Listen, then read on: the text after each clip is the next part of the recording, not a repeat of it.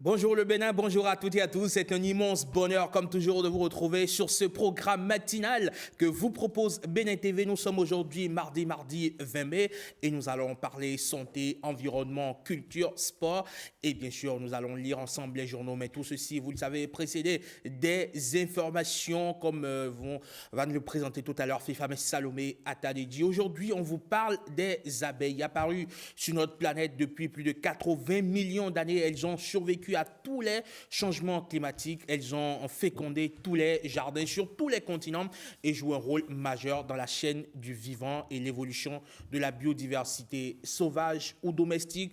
Toujours industrieuse, eh bien, les abeilles pollinisent plus de 80% de l'environnement végétal, fécondent fleurs, fruits, légumes, oléagineux, bref, tout ce dont l'homme a besoin pour se nourrir. De nos jours, les experts s'inquiètent de leur disparition massive due à des facteurs multiples. Gros plan ce mardi sur les abeilles et surtout sur le métier d'apiculteur. Dans Mardi Santé, on évoque l'arthrose. C'est une pathologie très fréquente chez les femmes qui touche les articulations. Les premiers symptômes apparaissent généralement à partir de 40-50 ans, mais la maladie, elle commence parfois bien plus tôt. Pourquoi les femmes sont-elles plus touchées par cette maladie du cartilage? Peut-on prévenir cette pathologie? Quelle prise en charge existe? On vous en parle dans Mardi Santé. Et si le prochain grand artiste béninois, celui qui fera vibrer nos cœurs et rayonner notre culture au-delà de nos frontières, était assis en ce moment même sur les bancs d'un collège, eh bien, c'est précisément le pari audacieux que fait le gouvernement à travers les classes culturelles. Derrière cette initiative, un objectif clair, offrir aux jeunes talents un véritable cadre d'expression artistique au sein même des établissements scolaires.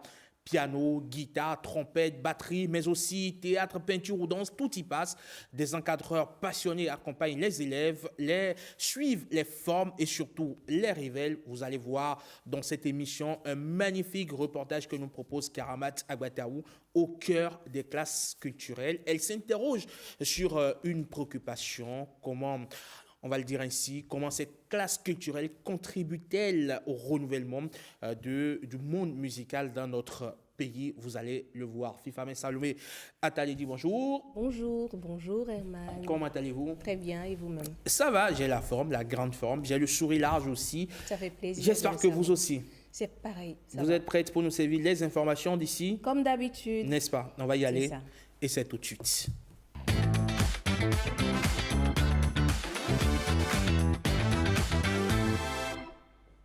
Chers téléspectateurs, bonjour et merci de prendre le rendez-vous du bulletin d'information. Dans le cadre du renforcement des relations entre le Bénin et le Qatar, le président Patrice Talon a été reçu en audience hier lundi dans la matinée par l'émir du Qatar. Plus de précisions dans ce reportage de Jérôme Mungbo et Mohamed Bio. Palais Royal Amiri Diwan à Doha au Qatar ce lundi 19 mai. Le président Patrice Talon est reçu en audience par son Altesse Sheikh Tamim bin Hamad Al Thani, émir de l'État du Qatar.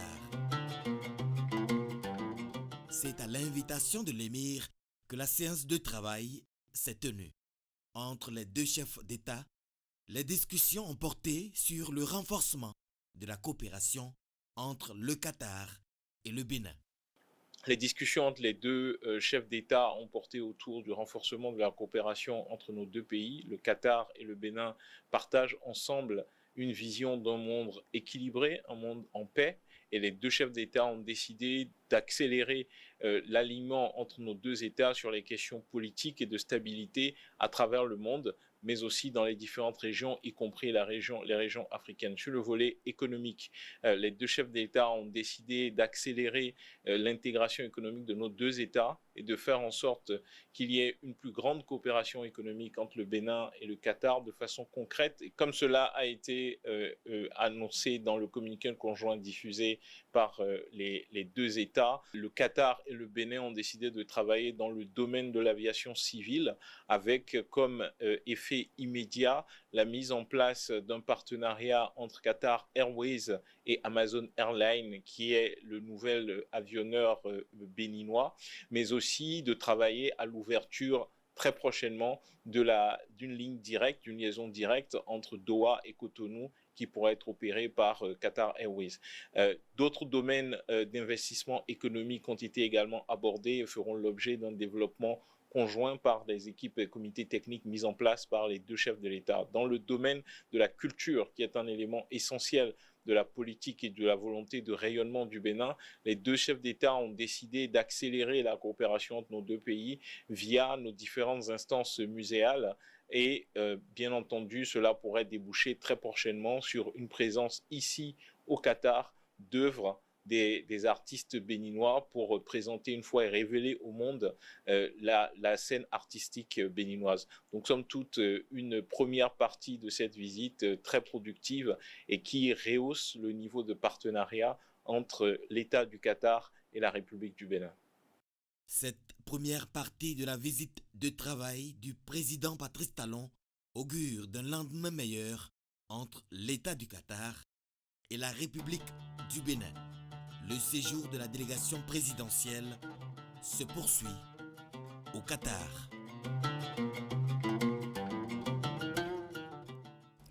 Et voici le communiqué final à l'issue de cette rencontre. À l'invitation de son Altesse Cheikh Tamim bin Hamad Al Thani, émir de l'État du Qatar, son Excellence Monsieur Patrice Talon, président de la République du Bénin, a effectué une visite de travail à Doha le 19 mai 2025.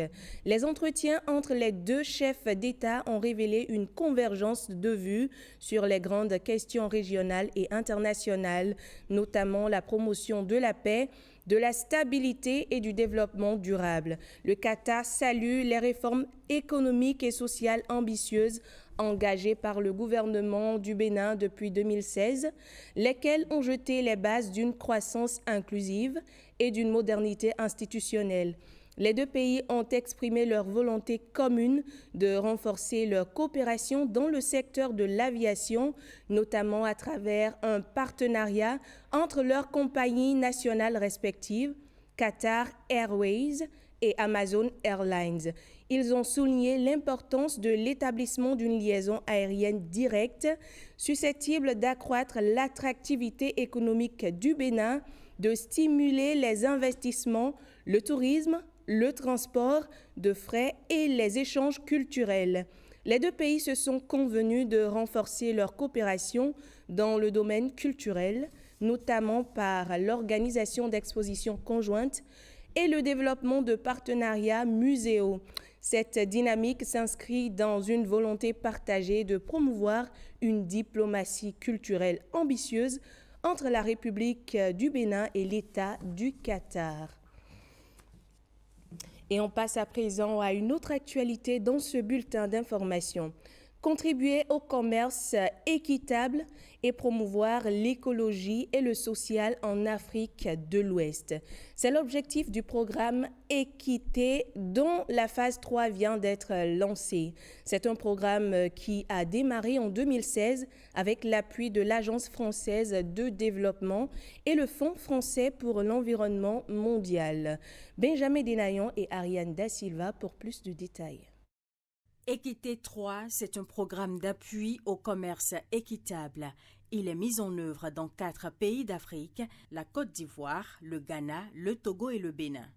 La phase 3 du programme Équité a pour objectif de contribuer à la lutte contre la pauvreté à travers divers mécanismes, le développement des filières équitables favorable aux producteurs, la professionnalisation des coopératives certifiées. C'est un programme qui fait la promotion du commerce équitable, mais pas que, puisque certains principes du commerce équitable valorisent très souvent des pratiques agroécologiques, mais également la double certification avec l'agriculture biologique.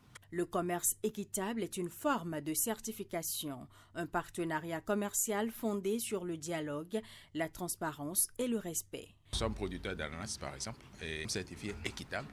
Il y a le prix auquel nous devons vendre l'ananas qui est fixé. Aucun client ne peut venir nous acheter notre ananas en dessous de ce prix.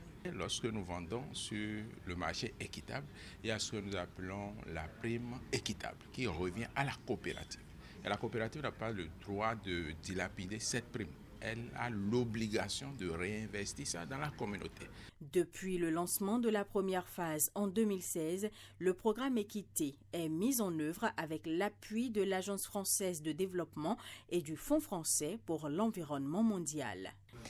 Au Bénin, ce sont 4500 producteurs qui ont déjà bénéficié d'un appui à la structuration de leurs organisations de producteurs, l'appui à des démarches agroécologiques et la mise en réseau. Cette dernière phase a aussi permis d'accompagner la structuration de la plateforme béninoise de commerce équitable. Sur la plateforme, il y a 4 fêtiers. Et il y a l'ananas, dont nous sommes basés à Lada. Et il y a aussi le soja à Glazoui. Et il y a 2 dans l'anacade au nord. Dans le cadre de cette troisième phase du programme Équité, au total 6 000 producteurs agricoles seront impactés. Et on parle à présent du lancement de la 10e édition du programme emblématique baptisé Model of Punctuality. L'ONG Be The Best, à cet effet, invite toute personne qui connaît un modèle de ponctualité à visiter son site internet pour porter ce dernier candidat. Les détails avec Gloria Oni et Françoise Nissou. C'est un programme qui vise à valoriser et à récompenser les individus et institutions qui se distinguent par leur respect rigoureux des horaires et leur gestion exemplaire du temps. Depuis sa création, Be The Best s'engage à promouvoir l'excellence, la discipline et la ponctualité au sein de la société béninoise. Le programme Model of Punctuality s'inscrit dans cette vision en mettant en lumière des modèles inspirants dans divers secteurs. Nous perdons assez de ressources en participant à toute séance en retard. Nous perdons notre crédibilité en entretenant le retard. Nous perdons nos valeurs. Pour cette édition, 10 catégories seront à l'honneur, couvrant plusieurs domaines. Nous avons la catégorie administration publique, nous avons la catégorie société et office d'État, nous avons la catégorie société privée, nous avons la catégorie société civile, nous avons le secteur de l'éducation qui sont dans les catégories qui sont récompensées au terme d'un processus qui dure de maintenant jusqu'à fin septembre pour la phase de soumission des candidatures, en sachant que on ne peut pas soi-même soumettre sa candidature et que forcément c'est un Béninois qui voit que vous êtes un modèle de bonne gestion du temps et de ponctualité. Ce programme vient mettre en lumière des personnes qui incarnent la rigueur. De nouvelles plantations d'anacardiers seront installées cette année au Bénin sur environ 4 000 hectares et 42 000 hectares d'anciennes plantations réhabilitées. C'est une information rendue publique au lancement de la campagne nationale de mise en terre de plants performants et de réhabilitation des anciennes plantations d'anacardiers. Les détails avec Cadnel Kakpo et Pierrette Adayossi. La filière anacarde, un des piliers de l'économie nationale et levier important pour l'amélioration des revenus des producteurs. C'est ce qui explique tout l'engagement de l'exécutif pour sa relance durable. Et cette nouvelle campagne nationale l'illustre bien. Cheville ouvrière de l'opération, le projet d'appui à la compétitivité des filières agricoles et à la diversification des exportations, PACOFID. Le PACOFID joue un rôle important dans la promotion de la filière anacarde. Grâce à ces interventions ciblées, nous avons pu améliorer les standards de qualité des plants mis en terre et la chaîne logistique de distribution. Cependant, force est de constater que les campagnes précédentes ont été marquées par de nombreuses difficultés, notamment un fort taux de mortalité des plants mis en terre. Cette situation a malheureusement compromis les efforts consentis et a réduit significativement l'impact attendu sur le terrain. L'interprofession s'est fortement impliquée dans le processus d'identification des producteurs pour l'installation des 7000 hectares de plantations d'anacardiers avec l'expérimentation des plants performants à haut rendement initiés par le gouvernement afin de booster la production nationale pour l'atteinte des objectifs fixés et la FENAPAB, en tant que bénéficiaire, devait veiller à la suivi de ces plans. Grâce à ces mesures gouvernementales, les prévisions sont bien prometteuses. En collaboration avec toutes les parties prenantes, notamment l'Agence territoriale de développement agricole du Pôle 4, le PACOFID prévoit, au titre de 2025, 42 000 hectares de plantations à réhabiliter et en 2026, 18 000 hectares pour porter l'objectif du projet à 170 000 hectares de plantations réhabilitées. Pour ce qui concerne l'installation des nouvelles plantations au titre de 2025, le PACOFID prévoit environ 4 000 hectares de nouvelles plantations à installer et 3 000 hectares de nouvelles plantations au titre de 2026 pour porter l'objectif global donc du projet à 25 000 hectares. Nous prenons ici l'engagement en tant qu'autorité communale de jouer pleinement notre rôle pour accompagner les producteurs dans la réussite de cette campagne de mise en terre. À la suite du lancement officiel de l'édition 2025 de la campagne nationale de mise en terre de plants certifiés d'Anarcadier, le ministre Gaston Dessouy a donné le coup d'envoi de la campagne de réhabilitation des anciennes plantations d'Anarcadier dans la commune de Banté. Et on s'intéresse à présent aux maladies liées à la consommation excessive de la mangue. Riche en antioxydants et en vitamines, la mangue est un fruit très apprécié. Les consommateurs en raffolent, parfois sans précaution. Olviga Messan et Dorcas Tito Tchaledji, reportage. Délicieuse au goût, la mangue regorge également de bienfaits pour la santé. Riche en vitamines A, B et K, ce fruit très apprécié se consomme souvent sans modération. Pourtant, dans certains cas, il peut aussi devenir une source de maladie. Consommer excessivement de mangue, oui, ça présente beaucoup de risques, tels que des affections digestives, ça peut créer une diarrhée à cause de l'excès en fibres que ça va donner. De même, la peau de la mangue peut être infectée par les bactéries, donc il faut surtout laver correctement la mangue avant de la consommer pour éviter et pour prévenir ces maladies infectieuses-là, telles que la fièvre typhoïde, même le choléra, parce que qui dit mangue dit mouche, et les mouches volent partout. Voilà. Selon les spécialistes, ces risques sont principalement liés à l'hygiène, à la quantité consommée, mais surtout à la qualité du fruit. Des précautions s'imposent donc. On doit observer la peau de la mangue et voir s'il n'y a pas de points de piqûres des insectes dessus ou bien des êtres vivants dessus. C'est indispensable de vérifier ça correctement et de voir s'il n'y a pas de plaies sur la mangue, parce que c'est des voies de transmission de la maladie. Deuxième chose, la mangue, la bonne mangue, doit être trempée dans de l'eau, lavée avec du savon correctement, et c'est après ça maintenant nous pouvons commencer à manger la mangue. Je recommande même de manger et la peau et maintenant le jus de l'intérieur, maintenant le noyau on peut le jeter parce que tellement c'est délicieux qu'il n'y a pas une partie de la mangue qui n'est pas consommable. Consommer la mangue, oui, mais avec modération et vigilance. Ces nombreuses vertus contribuent au bon fonctionnement de l'organisme. Et on aborde un autre sujet dans ce journal. La photo finish, est-ce que ça vous parle? Eh bien, c'est un instrument incontournable dans une course cycliste.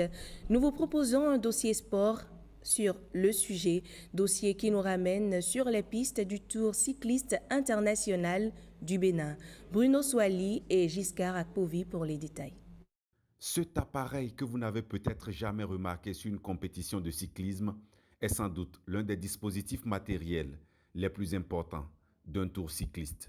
Il y a notre caméra, il y a le décodeur, il y a des transpondeurs. Le transpondeur, par exemple, qui est un dispositif très sensible et qui permet de chronométrer, de prendre le temps exact de ces coureurs. Et ça, c'est une innovation. Et les transpondeurs essaient de nous aider au niveau de la chronométrie. Dissimulée ici à la ligne d'arrivée telle une caméra cachée, c'est grâce à ce dispositif photo et vidéo, véritable révélateur, que les éventuels conflits d'arrivée d'étape sont arbitrés avec la plus grande justesse et transparence. Nous, notre caméra, c'est pas pour faire la vidéo. La caméra est là pour prendre les photos. Elle a la capacité de prendre jusqu'à 500 photos par seconde. Quelle que soit l'arrivée massive, lui, il enregistre tous les coureurs. L'ensemble de cet appareillage ultramoderne est incontournable dans une course cycliste. Ce matin, à Savay, l'équipe technique de la photo finish formée par des techniciens hongrois pour trancher les fins de course du Tour cycliste du Bénin s'affaire à mettre tout en place minutieusement avant le démarrage de la course. Bien avant le démarrage effectif de la course, on doit faire une réunion technique. Au niveau de la réunion technique, le commissaire principal de l'UCI qui est envoyé dans le pays doit nous donner des ordres. Il doit nous rappeler les consignes à suivre. Je gère la caméra. La caméra en question nous permet de capturer l'arrivée des coureurs. Ça nous permet aussi de savoir, de rechercher les coureurs qui ne sont pas détectés par les transpondeurs. Quand on ne détecte pas les transpondeurs, avec la caméra, on recherche le coureur avec son dossard et on lui accorde son temps et on l'enregistre dans la base. Sous cette tente, chaque composante de l'équipement joue un rôle bien précis pour lever toute ambiguïté sur le verdict des courses. Une fois les appareils en réseau mis en marche, ils ne servent pas qu'à regarder à la loupe l'arrivée sur la ligne, mais peuvent déjà flasher des scènes sur les 3 derniers kilomètres de la course. Il y a un dispositif que nous installons au niveau des 3 km également pour pouvoir filmer tout ce qui se passe sur la ligne des 3 km. Le décodeur est en synchronisation avec les transpondeurs et c'est ça qui permet d'avoir le temps.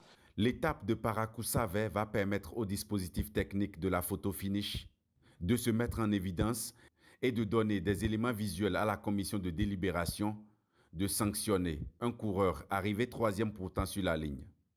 Au lieu d'une place sur le podium, il est déclassé loin, très loin, après vérification.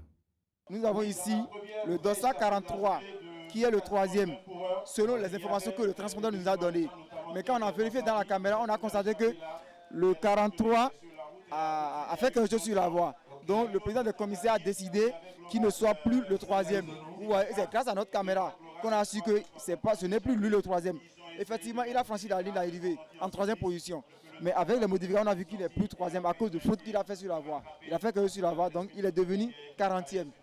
Cette VAR du cyclisme est un véritable maillon dans le déroulement des courses cyclistes. Tout jugement rendu ici est sans appel. Et on parle toujours sport dans ce journal. Au stade municipal de Parakou, la pluie n'a pas gâché le spectacle. Elle a certes compliqué les choses, mais elle n'a pas empêché les joueuses de livrer une bataille dans le cadre de la 13e journée du championnat national de première division dans la poule B. À l'arrivée, le score est de 0 but partout. Ekiliru Gounoussero et Olviga Messan pour plus de détails. C'est sous un ciel orageux que Elite AC et AS Jifa vont à l'échauffement avant de se mesurer sur la pelouse synthétique du stade municipal de Parakou.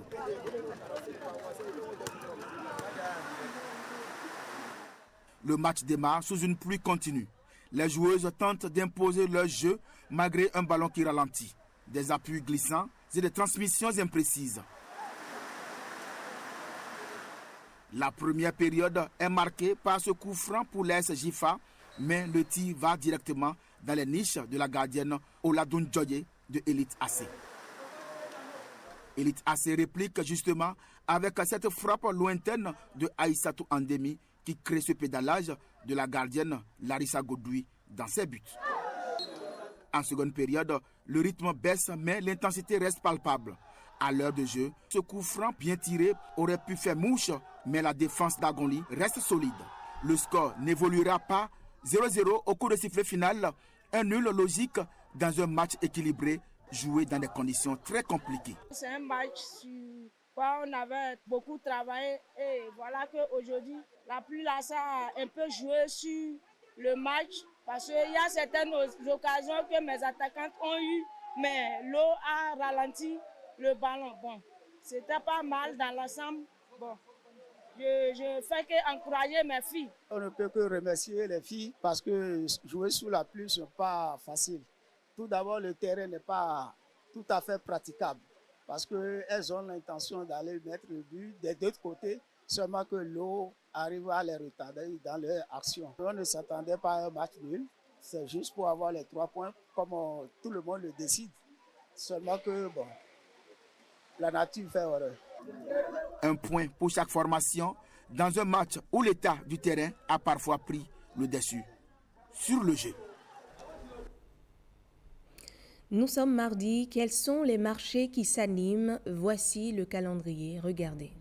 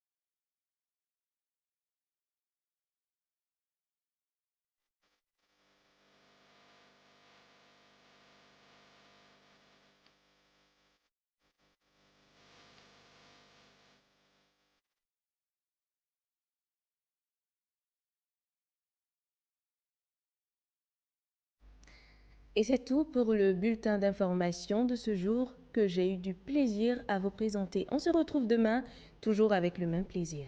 Le même mignon sourire. À demain, Fifa Salomé Atali. À demain, Herman. À demain, le Bénin. Juste après vous, Marcel Arrossi pour la revue des titres. On retrouve tout de suite.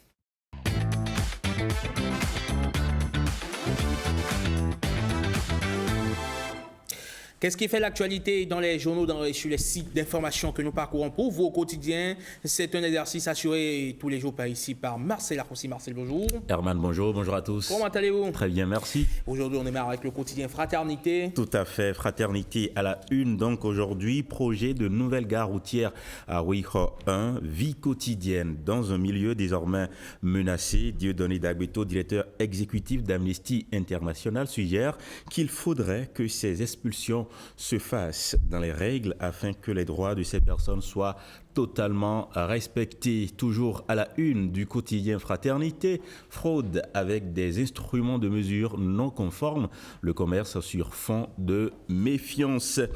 Et puis la Nation, quotidien de service public, Qatar-Bénin, un nouveau souffle à la coopération bilatérale. Dr Zulkifl Salami, l'architecte discret de la coopération arabo-africaine. Vous suivrez donc dans les colonnes du quotidien La Nation aujourd'hui sa déclaration. Le pays émergent, élection générale de 2026. Le parti Les Démocrates alerte sur les dispositions du code électoral et fait des propositions pour un scrutin apaisé. Éric Ondeté, premier vice-président, déclare « Nous nous mobilisons, nous allons surveiller le suffrage du début jusqu'à la fin pour la manifestation de la vérité des urnes. Le piège de 20%, il tombe là-dedans. » Matin libre, bitumage à Fillosset-Filleillon, une clôture illégale dévie le projet routier et menace les riverains. Reconnaissance de mérite, Serge Novillon fait chevalier de l'Ordre national du Bénin. L'emblème du jour, recherche de ferraille au Bénin, les étrangers, véritables chercheurs d'or. Le matinal, grande question régionale et internationale, convergence de vues entre Talon et Altani, une nouvelle impulsion donnée à la coopération entre le Bénin et le Qatar, un partenariat annoncé entre Qatar Airways et Amazon Airlines. Les réformes économiques et sociales du gouvernement sont saluées depuis Qatar. Et puis à la criette, le dossier Philippe Hundéyon est renvoyé en instruction. Le verdict n'est donc pas tombé hier.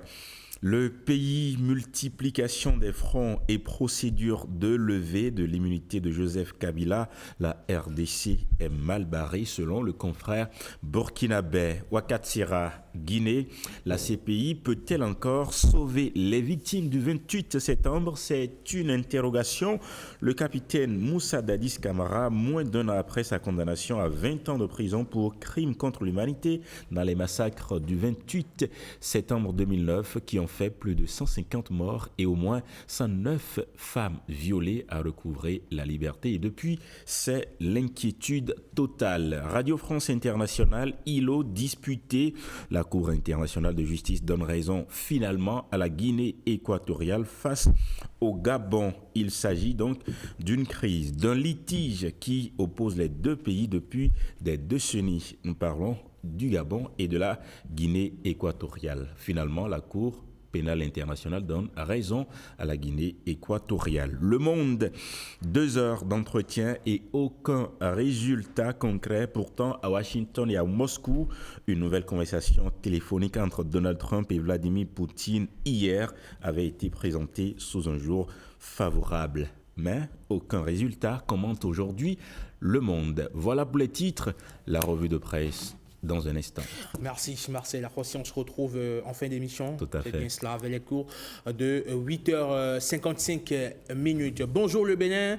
Tout de suite, mardi santé, mais avant, on marque une pause. Derrière, on va retrouver Fallon Kissejournan et son invité.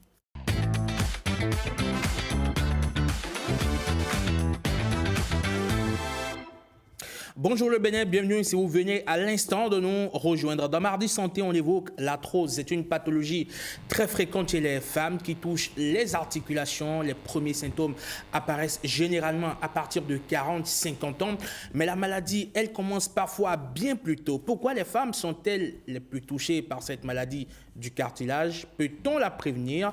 Quelle prise en charge existe? On vous en parle ce matin. Fallon Kissejournan, bonjour. Madame Mengan, bonjour. Madame, monsieur, bonjour. Comment allez-vous? Ça va très bien. Et chez vous? Et chez vous? Mais je me porte comme un charme. D'accord. On en parle avec notre invité, docteur Dossuyogo. Vous êtes un rhumatologue. Et avec vous, Herman l'a dit, on va parler de l'arthrose, mais aussi, Herman, de l'arthrite. Dites-nous, déjà, on sait que, docteur, ces deux affections, on les qualifie de faux jumeaux. Pourquoi? Bonjour madame la journaliste, bonjour monsieur le journaliste, chers téléspectateurs, bonjour. Effectivement, l'arthrose et l'arthrite sont de faux jumeaux parce que parfois se présentant sous une fausse facette qui se ressemble globalement, mais de façon un peu plus intrinsèque. Ces affections sont très différentes. D'accord. Ouais. Que comprendre alors par l'arthrose et par l'arthrite? Bon, l'arthrose, pour faire court, c'est une maladie des articulations, c'est-à-dire articulation, c'est les jointures, là où 2 ou 3 ou plus extrémités osseuses se rencontrent, ça les jointures. Donc l'arthrose va toucher l'articulation, donc, mais caractérisée surtout par l'usure du cartilage. Donc, qui dit usure dit âge. Voilà un peu, en quelque sorte, ce qu'on peut dire par rapport à l'arthrose, que notre population enfant qualifie bien de lobozo enfant. Voilà, logozo ou lobozo. Voilà. Donc, c'est une maladie en quelque sorte de vieillesse, on va dire ça globalement. Donc, voilà. Tandis que l'arthrite, c'est une maladie qui va toucher également les articulations, mais cette fois-ci, l'élément principal touché, c'est la membrane synoviale. Puis ensuite, ça va évoluer et attaquer toutes les autres structures, même le cartilage après, de l'articulation. Mais ici, les deux se différencient beaucoup plus par les caractéristiques des douleurs. Voilà. Alors, membrane synoviale, c'est quoi déjà? C'est une membrane qui tapisse la cavité de l'articulation. Voilà. Sur cette image, elle est où? Sur cette image que vous avez en face de vous? Oui. La précédente, hein? La précédente. Oui. Alors, si on peut avoir... ou du moins, on va sur celle-là. Oui. Là où vous voyez le... Comment on dit? Bon, ce n'est pas tellement visible. D'accord, ce n'est pas tellement visible sur cette image. Oui. D'accord, très bien. Mais ce qui est sûr sur cette image, on a... Sinon, on peut l'imaginer par le rouge qui est à l'intérieur. D'accord. Au niveau de l'articulation. Mais c'est bien titré synovial. Donc, on a le muscle, on a synovial, on a capsule, on a liquide articulaire, on a les ligaments, on a le cartilage et on a l'os qui est là. C'est ça. Et quelles sont alors les causes de ces deux affections?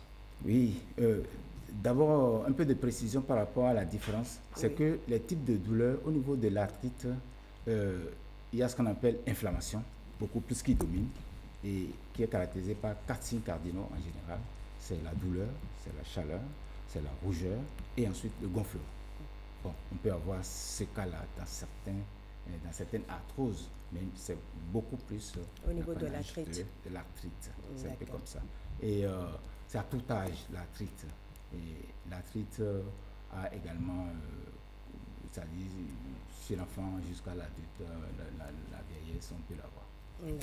Alors, si vous permettez, Fallon Kissé, je me demande quelle est alors la différence également quand on parle de goutte, la pathologie. Oui, si vous voulez, la goutte, c'est une maladie comprise parmi le groupe des maladies qu'on appelle arthrite. D'accord. Oui, c'est dans cette catégorie-là que se situe la goutte. Donc, peut-être chemin faisant, comme vous avez demandé peut-être les causes. Les causes, oui. Les causes, en les développant un peu, on pourra parler de la goutte rapidement au passage. Prenons l'arthrose. Oui. L'arthrose, comme je le disais tantôt, et comme un savant a eu à le dire, c'est ce que représente pour l'articulation les rides pour le visage et les cheveux blancs pour le scalp, c'est-à-dire la tête. Voilà. Vous voyez à travers cela qu'il y a un phénomène d'usure, un phénomène d'âge, donc pour l'arthrose. Donc, en quelque sorte, nous parlons beaucoup plus de facteurs favorisants. Mais pour parler de causes, on peut aussi, en tant que scientifique, dire que les causes sont beaucoup plus une défaillance biomécanique de l'articulation. C'est-à-dire qu'il y a une anomalie, un dysfonctionnement dans les structures qui composent le cartilage articulaire, qui à un moment donné s'assèche, vieillit, se nourrit mal, se fissure, il perd sa résistance et du coup peut s'affaisser facilement et conduit à l'arthrose. Donc on dit que c'est dû à l'âge. Oui, c'est dû à l'âge, mais en quelque sorte là c'est un peu le côté intrinsèque scientifique que j'ai ramassé comme ça. Maintenant les facteurs favorisants, c'est l'âge, premier élément. Ensuite nous avons le sexe, ça prédomine chez les femmes. Pourquoi? Oui, pour beaucoup de raisons. La principale raison, c'est qu'il y a des hormones, on va dire, au niveau de la gente féminine qui sont des facteurs favorisants de l'arthrose. Il y a par exemple, chez la femme, la grossesse, qui est un élément qui va entraîner un surpoids, qui va favoriser donc l'arthrose. Il y a la ménopause. À la ménopause, il y a une sorte de substance qui manque, des sortes de substances qui manquent à l'intérieur donc, de la femme, dans l'organisme de la femme, et donc ces substances font que l'organisme fonctionne moins bien, on va dire ça comme ça, pour faire court, et ça peut favoriser l'arthrose. Ça, c'est les raisons qu'on peut avancer très rapidement chez les femmes, et surtout l'obésité. Vous voyez, dans la population générale, les femmes sont en général plus obèses que les hommes. Donc voilà. Donc c'est un autre facteur favorisant l'obésité. Donc après, il y a, comment je vais dire, l'hérédité, par exemple. Il y a des familles dans lesquelles on peut avoir plus l'arthrose. Il y a également les causes métaboliques, c'est-à-dire manque de certaines vitamines, vitamine C, vitamine D et autres, qui peuvent être des facteurs qui vont favoriser donc l'arthrose. Maintenant, il y a d'autres causes, c'est-à-dire si vous êtes né avec des malformations au niveau des articulations, votre posture mal disposée va favoriser plus tard la survenue de l'arthrose. Et le port des talons? Tout à fait, c'est aussi des éléments qui peuvent bien... Parce que le C'est poids ce qui du fait corps que le risque est élevé chez est les mal femmes. réparti quand on porte des chaussures haut talon. Donc après, ça peut jouer et agir sur certaines parties, comme les genoux, parfois peut-être les hanches, la colonne vertébrale lombaire, parce que quand la femme porte les talons là, elle est obligée de modifier inconsciemment sa posture pour pouvoir s'équilibrer. Donc, ce qui déplace les charges, la répartition de la charge au niveau de l'organisme, du coup, ça peut faire que la charge sera plus répartie au niveau de certaines articulations que d'autres. Et je me suis toujours demandé, Fallon, comment on arrive à rester debout sur des talons. J'ai essayé à la maison, je n'ai pas tenu 10 secondes. Ce n'est pas de votre ressort. N'est-ce pas? Non, on sait comment on le fait. Et on sait généralement aussi comment ça finit. Quand on va à une fête, la plupart du temps, on y va avec les talons, mais on rentre généralement avec les claquettes. Voilà, c'est la solution. Et parlons des causes ou des facteurs de risque concernant l'arthrite. L'arthrite, il faut dire que les causes sont multiples, multiformes. Et je vais dire tout simplement, d'abord, les arthrites, ça dépend des types. Sinon, il y a aussi l'éthiopathogénie pour certains types d'arthrites qui sont un phénomène génétique. Les maladies qu'on appelle généralement les rhumatismes inflammatoires. Donc, ces rhumatismes inflammatoires, en fait, surviennent le plus souvent sur des terrains prédisposés. Voilà. Donc, cela, c'est le fait de la génétique, un certain nombre de choses. Ça, c'est une cause. Maintenant, parlant du moins de l'arthrite en général, on peut distinguer les causes comme les infections. Ça, c'est ce qui prédomine. Il y a, comme je viens de dire, les rhumatismes. Et dans le groupe des rhumatismes, il y a une multitude de maladies. Après les rhumatismes, on peut avoir les cancers. Et on peut avoir également les causes comme les étiologies métaboliques, un peu comme vous avez parlé tout à l'heure de la goutte. La goutte, donc, qui est une maladie microcristalline qui est liée à une surcharge dans l'organisme de ce qu'on appelle l'acide urique, donc hyperuricémie. Cela se rencontre chez des gens qui consomment beaucoup de viande, les haricots en surconsommation, les gens qui consomment également de l'alcool, le vin rouge par exemple. En tout cas, les bons viveurs, voilà, ceux-là peuvent développer facilement la goutte. D'accord. Ça, c'est ça. Le cancer, vous savez déjà un peu, parfois la cause n'est pas connue, ça survient comme ça de nulle part, et donc la personne va en souffrir. Bien. Et autre cause, je venais de dire, par exemple, il y a le rhumatisme. C'est là où il y a la multitude de formes de maladies inflammatoires. Et le chef de file de ces rhumatismes chroniques inflammatoires s'appelle la polyarthrite rhumatoïde. C'est une des formes dont je donne l'exemple comme ça. Et c'est des maladies qui attaquent les articulations un peu partout. Donc, les rhumatismes qui surviennent chez des gens qui sont génétiquement prédisposés et à la faveur d'un événement extérieur, soit de froid, soit exposition aux rayons ultraviolets, autre chose, consommation de certains aliments, certains médicaments. À la faveur de cela, à la faveur d'une infection, certaines maladies peuvent emballer le système immunitaire de l'organisme et se déclencher. Maintenant, il y a les infections, comme j'ai dit. Les infections, c'est les infections bactériennes, c'est les infections virales, parasitaires, mycosiques. Toute forme d'infection qui attaque l'articulation peut donc générer ce qu'on appelle l'arthrite. Dans le groupe des infections, il y a les maladies arthritiques post-infectieuses, c'est-à-dire que l'infection est dans le corps, mais le corps réagit au niveau de l'articulation. Voilà. D'accord. Donc, on remarque qu'il n'y a pas le facteur âge au niveau de l'athlète? Non, du tout pas. Voilà. C'est pourquoi aussi bien les enfants que les adultes peuvent en souffrir. Voilà. Je peux y aller? Allez-y, toujours. On suppose, Herman, qu'il y a un traitement pour tout ça. Oui, il y a un traitement, bien sûr. Quels sont les traitements disponibles pour ces deux affections? Pour l'arthrose, d'abord, pour parler de traitement au niveau de l'arthrose, il faut déjà mettre l'accent sur la prévention. La prévention, ça passe d'abord par, comment on dit, les mesures d'hygiène de vie en général. Et il y a le programme national de lutte contre les maladies non transmissibles, dont figure l'arthrose, qui a donné une belle petite formule qu'il faut garder. Ça, c'est bon pour toute la population. C'est la formule 00533P. 00533P. Alors, le premier 0 veut dire 0 alcool. Deuxième 0, 0 tabac. Ensuite, 5 portions de fruits et légumes par jour. Le 30 suffit 30 minutes de marche par jour, 5 à 7 jours dans la semaine. Et les 3 peu, régime peu salé, peu gras et peu sucré. C'est déjà une mesure générale. Une bonne alimentation. Une bonne alimentation. Une bonne hygiène de vie. Voilà. Donc, ça va éviter de prendre de poids inutilement, etc., etc.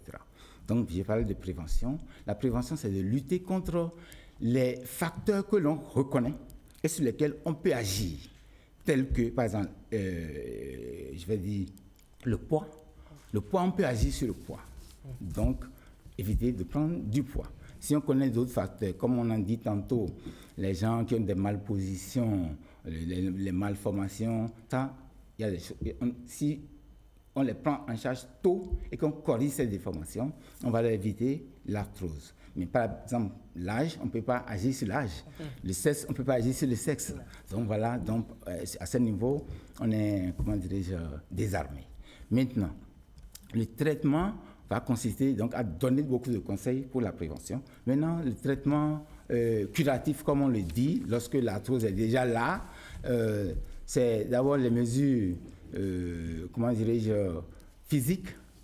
Les mesures physiques, entendez, il y aura peut-être le repos, aller peut-être faire des marches, bien bon, enfin, quand la douleur est intense, on ne peut pas. Maintenant, quand la douleur sera moindre, il faut essayer de dérouler l'articulation, etc., etc. Comment dirais-je, la rééducation, ça fait partie des mesures non médicamenteuses, donc on peut utiliser. Maintenant, les mesures médicamenteuses, c'est les antidouleurs qu'on peut utiliser. Voilà, les antidouleurs. Après les antidouleurs, on peut avoir des médicaments qui agissent, qu'on appelle les anti-arthrosiques à action lente, c'est-à-dire des médicaments qui nourrissent l'articulation et qui ralentissent l'usure du cartilage, comme on avait dit plus tôt. C'est un peu cela. Après, il peut y avoir la chirurgie quand tout est déjà délabré et que médicalement on ne peut plus soigner. Voilà. Donc maintenant, pour l'arthrite, c'est également, il faut détecter la cause et soigner la cause. Si c'est une infection, il faut traiter l'infection. Et si c'est une maladie, comment dirais-je, rhumatismale, on ne pourra pas, mais on va agir de façon plus approfondie sur la cause inflammatoire. Si c'est une goutte, il faut savoir manger, etc., etc. Donc voilà un peu comment on prend en charge beaucoup, docteur Dossio. Ces maladies-là. À cela, on va ajouter comme conseil aux femmes de limiter le port des talons. D'accord, si elles peuvent entendre. Si elles peuvent. On entend. Merci bien, docteur Dossio. Je rappelle que vous êtes médecin, rhumatologue, praticien au CNHU de Cotonou. Oui. Herman, c'est tout pour notre page santé de ce jour. Merci. C'est le plaisir de présenter avec vous. Mais merci beaucoup à vous, Fallon. J'espère vous retrouver dans pas longtemps ici. Je l'espère aussi, Herman.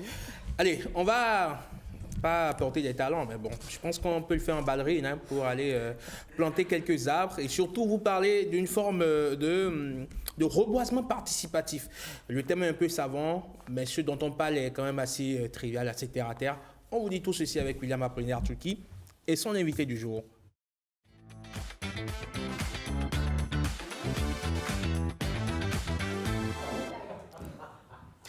William Apollinaire-Tchouki qui est déjà avec nous ce matin sur le plateau de Bonjour le Bénin. Il n'est pas en talon. William, bonjour. Pas du tout, pas en talon. Peut-être mon invité est un talon, je ne sais pas, mais... Vous avez de porter des talons, vous? Non, jamais. Jamais. Mais si vous êtes comme le grand Mopao, il peut arriver. Il peut arriver, mais je ne suis pas grand Mopao, donc alors, je ne suis même pas en talon. Vous êtes petit Mopao. Petit Mopao, voilà, c'est mieux pour moi comme ça. Alors, William, on n'est pas là pour parler de talent ou de chaussures, d'escarpins ou de quoi que ce soit. Les femmes, parce qu'on les aime, malgré tout. Hein. Beaucoup. Ouais, et elles ont une allure altière lorsqu'elles mettent les talons. On adore ça en tout cas, quand vous voyez sur talon. Donc, mais on sait toujours comment ça se termine. En fait, c'est ça le fait mot de l'histoire. Ouais, on ne vous pas, on vous aime comme ça sur talon. Allez, William, on parle de reboisement participatif. On parle bien sûr de cette initiative novatrice portée par une organisation non gouvernementale. Ça s'appelle Tree Durable. C'est-à-dire Tree en anglais, quoi, durable. Une plateforme qui permet de faire du reboisement en continu au profit des espaces agroforestiers, forestiers et urbains, contribuer en tant que citoyen au titre de don pour mettre en terre des plants. Pour en parler, j'ai avec moi une dame, Pascaline Onigué. Bonjour. Bonjour, monsieur le journaliste. Vous êtes la chargée du programme de cette ONG, l'autre Bénin, c'est bien ça? Oui. Ouais, je veux savoir, comment est-ce que cette initiative peut se mettre en branle pour vraiment reboiser, comme vous le dites, nos couverts végétaux? Merci, monsieur le journaliste. Bonjour, monsieur. Soyez effrayés, madame, ne vous en faites pas. N'ayez pas peur. Je sais que c'est la première fois que vous venez en plateau, il n'y a pas de souci. Merci, monsieur le journaliste. Ouais. En fait, Très Durable, c'est une plateforme d'achat et de donation des arbres. Okay. Cette plateforme s'adresse aux particuliers, aux entreprises et aux institutions. En fait, vous allez sur le site, vous achetez, l'ONG s'occupe de la mise en terre et de l'entretien sur une durée d'1 à 2 ans. Ça veut dire que moi, par exemple, je vais sur votre site, j'achète des plants. Oui. Même si je ne suis pas au Bénin, j'achète des plants. Alors, je demande qu'on me mette ça en terre dans un département, mais c'est vous qui choisissez le site où on le met en terre. Enfin, pour le moment, au Bénin, nous sommes dans 4 communes. Lesquelles? Il y a la commune d'Abomey-Calavi, la commune de Tassa-Zoumé, la commune de Lokossa et de Tobo. Ok. Vous pouvez acheter peu importe votre position. Oui. Il suffit d'avoir le besoin d'acheter, peu importe votre position. Même si vous n'êtes pas au Bénin, il est possible de prendre ces plants. Oui, oui. De dire, je veux mettre ça en terre dans telle localité, comme vous l'avez cité, et puis après, c'est vous qui vous chargez de l'entretien. Oui. Alors, moi, de là où je suis, je peux suivre l'entretien du plan? Si. Comment ces plans sont géolocalisés. Donc, vous pouvez suivre l'histoire du plan. D'accord. Donc, le jour où il est coupé... Je peux me plaindre? Si. Alors, quand j'achète le plan, ça prend combien de temps l'entretien? C'est vrai que, vous savez, le 1er juin, ça mène, on verra encore ces balais d'autorités, et même des autorités locales qui vont mettre en terre des plans, mais après, tout le monde disparaît. Mais chez vous, comment ça se fait, l'entretien? Oui, l'entretien, nous avons une équipe disponible et qui s'occupe de l'entretien. J'ai dit tout à l'heure, les bénéficiaires sont des agriculteurs. Donc, ceux-ci s'occupent de l'entretien et ils ont de quoi entretenir ces arbres.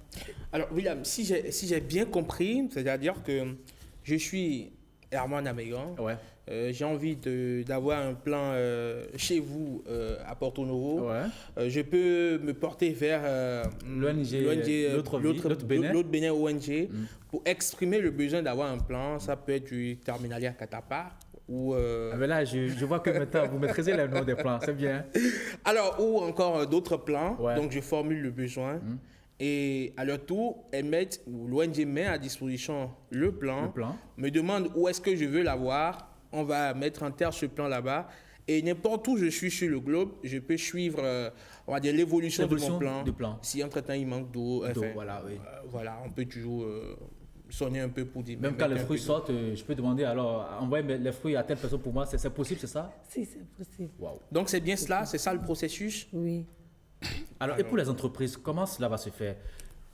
Les entreprises émettent aussi le besoin.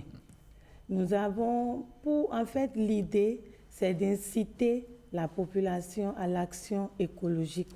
Parce que nous avons constaté que malgré tout ce que le gouvernement fait D'ailleurs, bientôt, nous parlons de 1er juin, journée de l'arbre. Nous avons constaté que malgré tout ce qui est fait, les problèmes climatiques demeurent. Tout à fait. Alors, l'ONG vient en appui au gouvernement pour éradiquer les problèmes climatiques. Donc, nous, ce qui est nouveau chez nous, c'est l'entretien. Parce que quand les plants sont mis en terre, on constate qu'ils sont laissés à eux-mêmes. On laisse à la dame nature. Donc, nous sommes là pour entretenir ces plants sur... Vous voulez suppléer dame nature? Bon, en quelque sorte. En quelque sorte. Donc, sur une durée d'1 à 2 ans, tout ceci est inclus dans l'achat. OK, dans l'achat du plan. Oui. Donc, je demandais si l'entreprise, par exemple, je prends une institution de l'État qui dit, OK, je viens vers vous, l'autre Bénin, j'achète 100 plants. Oui. Alors, comment cela va se faire? Nous allons vers les pépiniéristes, nous achetons les plants, nous allons sur nos sites. L'entreprise a la possibilité de choisir son les espèces, les essences. Si. Et son site également. Et son site également. Et son site. OK. Et son site. Nous n'imposons rien.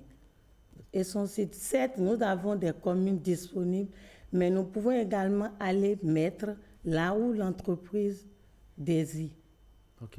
Après la mise en terre, nous avons une équipe. Les bénéficiaires aussi vont s'occuper de l'entretien de cette... Vous appelez qui les bénéficiaires, justement? J'ai dit tout à l'heure. C'est vrai que quand on met en terre un plan, c'est pour la nature, c'est pour tout le monde. Est-ce qu'il y a un bénéficiaire spécifique que vous voulez désigner, c'est ça? Bon, par exemple, délégué, par voilà. exemple, je peux, à l'occasion de mon anniversaire, vous pouvez m'offrir un plan. OK.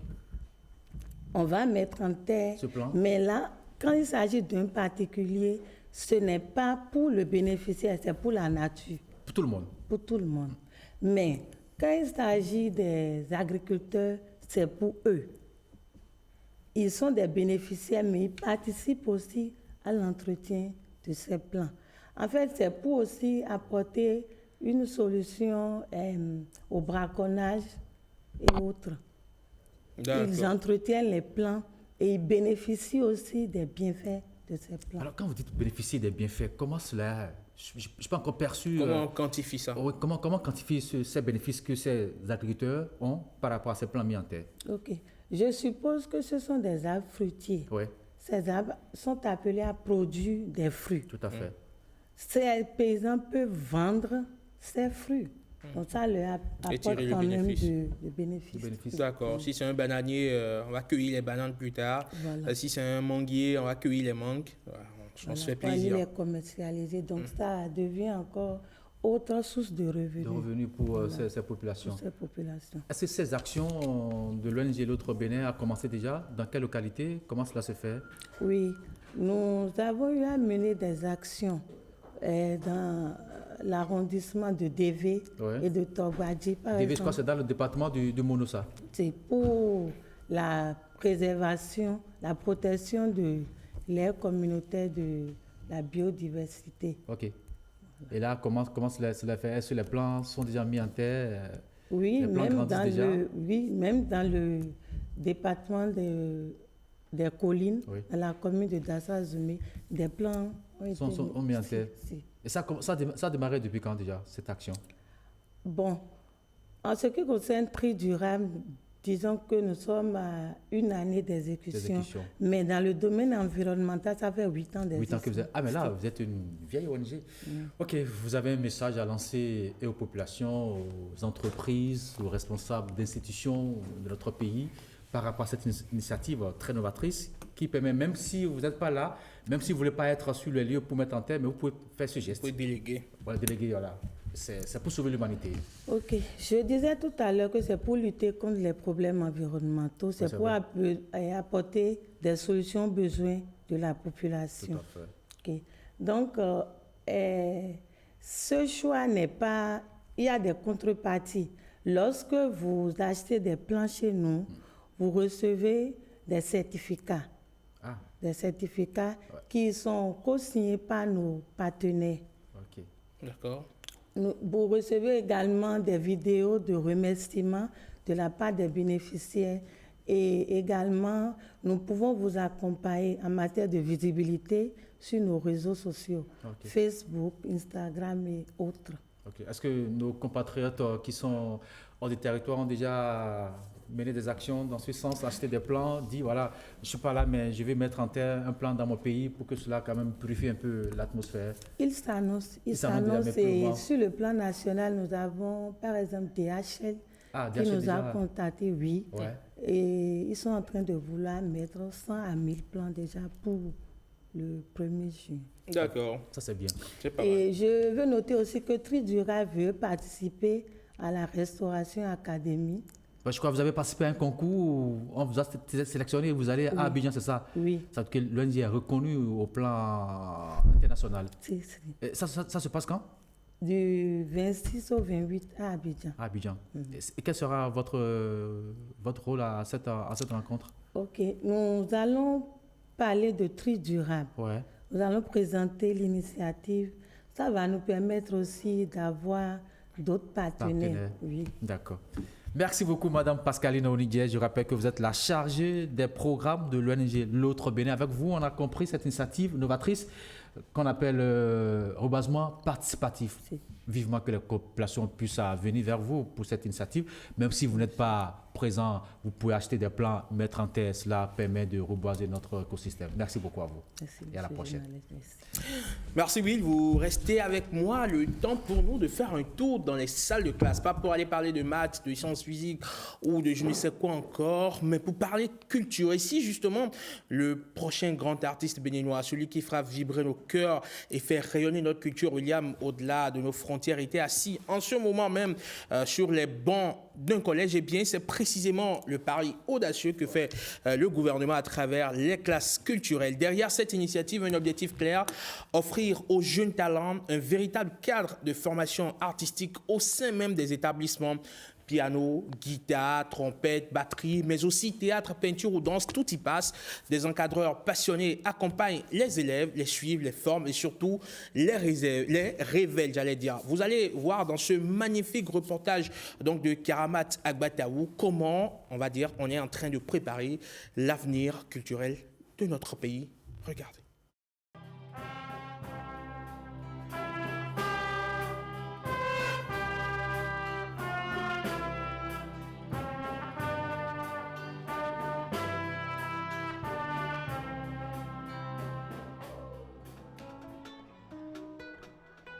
Elle y est presque, fidèle à son programme.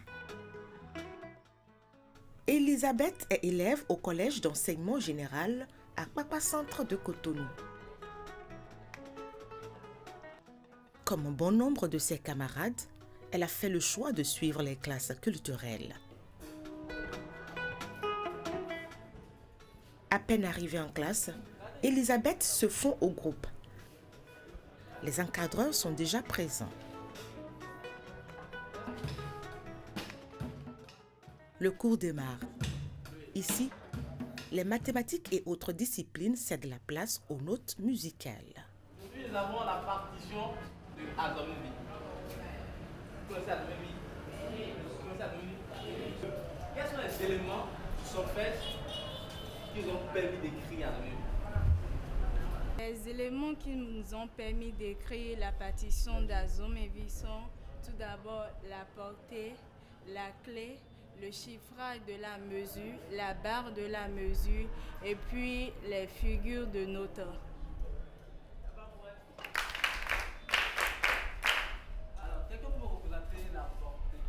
Aucune place dans la salle n'est figée pour ces apprenants. Un changement de position peut intervenir à tout moment.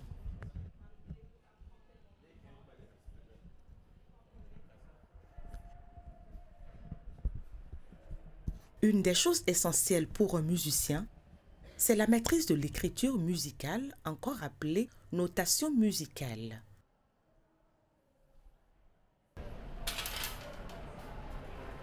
C'est juste?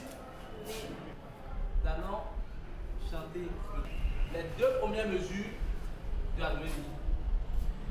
Mi, fa, sol, fa, mi, ré, mi, fa, mi, do. Au fil de quelques mois d'apprentissage, Elisabeth, qui aimait déjà siffler depuis son plus jeune âge, semble trouver son chemin. Quand ils ont installé les classes culturelles dans les écoles, j'étais vraiment contente parce que j'aimais la musique. C'était une occasion pour moi, une grande occasion pour moi de m'exercer, d'avoir plus de connaissances sur mes connaissances antérieures. Les encadreurs nous aident à savoir comment jouer, à savoir comment lire les notes, faire la lecture à vue, la lecture rythmique, la lecture solfée, comment jouer, comment manipuler les doigts des pistons, savoir les notes, tout ça là. Ils nous aident à faire, ils nous corrigent quand on ne sait pas faire, ils nous aident. Les artistes m'inspirent. Prenons par exemple le cas de l'artiste Tchéhi. J'aime bien sa façon de jouer, de composer des morceaux. J'aime très bien ça, ça m'inspire vraiment. Prenons le cas de l'artiste Sagboran. Oh, vraiment, c'est trop waouh. Nous vous promettons que demain, vous allez nous découvrir sur les grandes scènes artistiques. En attendant de réaliser ce grand rêve, Elisabeth et ses camarades doivent s'investir à fond.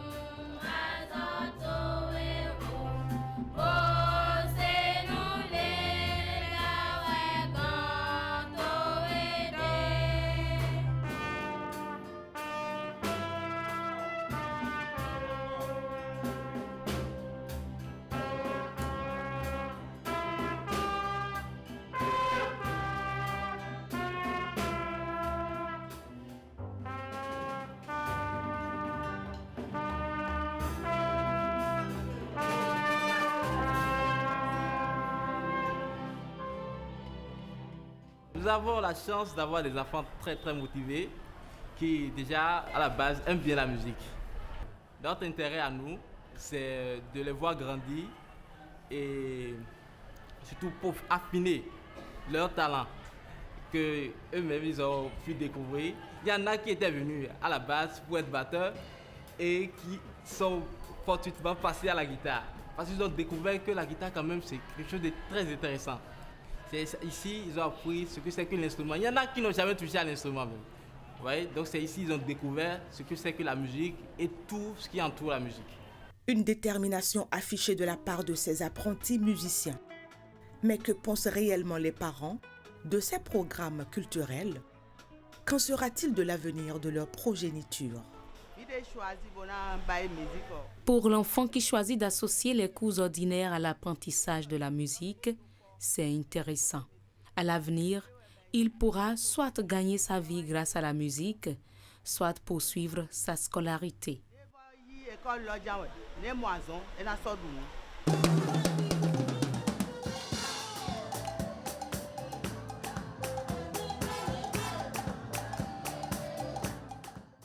Ambiance particulière dans cet établissement de la commune de Semepodji. Un véritable spectacle sous le regard admiratif d'un public spécial.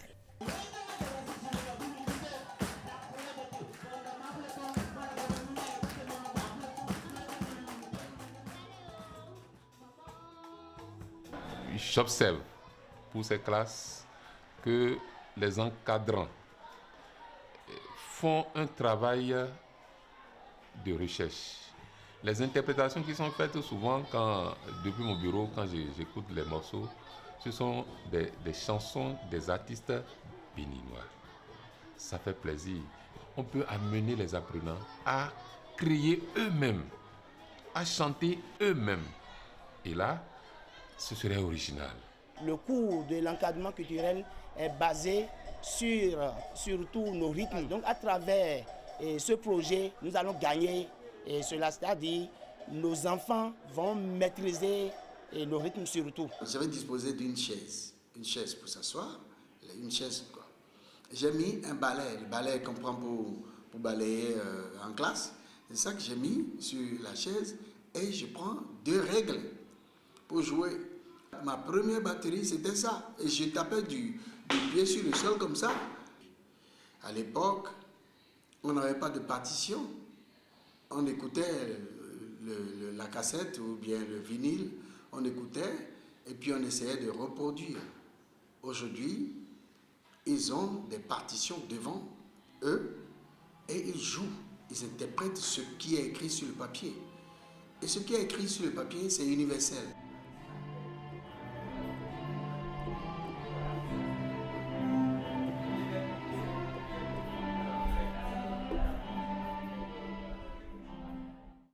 On apprend aux apprenants à jouer à la guitare, au piano, à la trompette et à la batterie. Quelqu'un qui est initié peut décider demain de devenir artiste.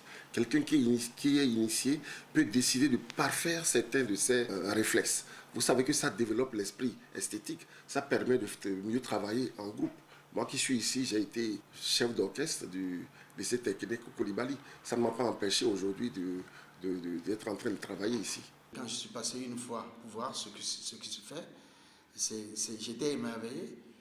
Ils ont fait une production, ils ont donné un petit récital et dans ce récital, c'est des airs de leur milieu qu'ils ont joué, qu'ils ont interprété. C'est déjà des gens qui peuvent, à court terme, c'est même pas à long terme, à court terme, aller monnayer leurs connaissances. Tous les espaces de diffusion, ils peuvent les inonder. Et comme ils seront nombreux, on ne va pas manquer de musiciens bientôt. C'est bien, c'est très très bien.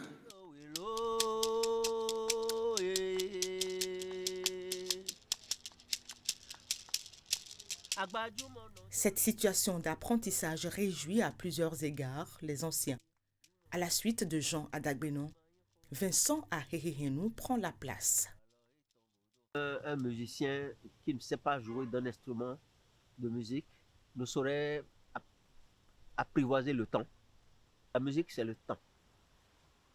Et quand vous ne connaissez pas jouer d'un instrument, vous aurez du mal à garder le temps. Un instrument, quand vous commencez par apprendre par un instrument avant de venir à la chanson, vous êtes parfait. J'ai commencé par la guitare basse. Et c'était un instrument qui me sidérait. Par accident, je suis devenu chanteur parce que j'ai fait des compositions que j'avais voulu qu'un autre chante pour moi. Mais le chef d'orchestre m'a demandé de fredonner ce que j'ai fait. J'ai fredonné, il m'a dit, tu as une belle voix, tu vas chanter toi-même. Après, j'ai pris la percussion. Je sais jouer à la cloche, je sais jouer à la percussion pour boucher, pour permettre à notre musique d'être entière, d'être pleine, qu'il n'y ait pas de vide dans ce que nous faisons. La castagnette permet à une musique de se souder. Ça permet à un instrument de coller à un autre instrument. C'est ce que moi j'ai appris à faire. Seul membre encore vivant de l'emblématique groupe Polyrythmo. Nos chansons d'il y a 50 ans, 60 ans, voyagent aujourd'hui et nous font vivre. C'est ça, travailler pour l'éternité. C'est ce que je voudrais pour mes enfants. Travailler pour que ce que vous avez fait travaille pour vous demain. Nous, de notre temps, on n'a pas eu cette chance. On n'en a pas eu. D'abord, embrasser une carrière culturelle ou musicale était un crime de lèse-majesté. Vous n'osez pas. Vous passez à la corde. On vous lamine correctement parce qu'on prétend, les parents prétendent que vous ne voulez pas aller à l'école. Ce programme du gouvernement est à saluer, à féliciter et à encourager. Que ça ne s'arrête point. Ceux dont on aurait découvert le talent, qu'ils ne les laissent pas en rade et qu'ils continuent de les soutenir afin qu'ils puissent s'éclore, qu'ils puissent s'épanouir dans ce qu'ils ont commencé par faire et que demain, ça rapporte quelque chose d'intéressant à notre pays, le Bénin.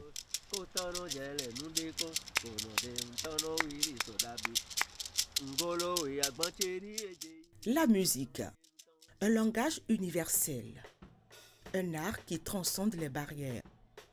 Plus elle est originale, mieux elle vaut. Chercher à se singulariser dans cet art serait un atout personnel et une fierté nationale. Les classes culturelles, musicales, donneraient-elles toutes les armes à ces apprentis? Sont-ils ainsi partis pour assurer la relève? Des interrogations auxquelles les années à venir apporteront des réponses.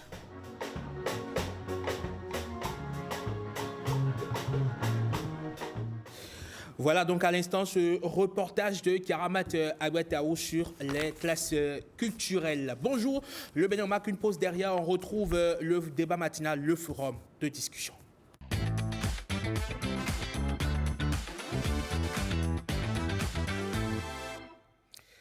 Bonjour le Bénin, bienvenue dans le forum de discussion. Aujourd'hui, on vous parle des abeilles. Apparues sur notre planète depuis plus de 80 millions d'années, elles ont survécu à tous les changements climatiques, elles ont fécondé tous les jardins sur tous les continents et jouent un rôle majeur dans la chaîne du vivant, dans l'évolution de la biodiversité. Sauvage ou domestique, toujours industrieuses, eh bien, les abeilles pollinisent plus de 80% de l'environnement végétal, fécondent fleurs, fruits, légumes, oléagineux, bref, tout ce dont l'homme a besoin pour se nourrir. De nos jours, les experts s'inquiètent de leur disparition massive due à des facteurs multiples. Gros plan ce mardi sur les abeilles, mais aussi sur le métier d'apiculteur. Et pour nous entretenir, Yabi Florentin Agani, promoteur de Empire de l'abeille. Bonjour et bienvenue.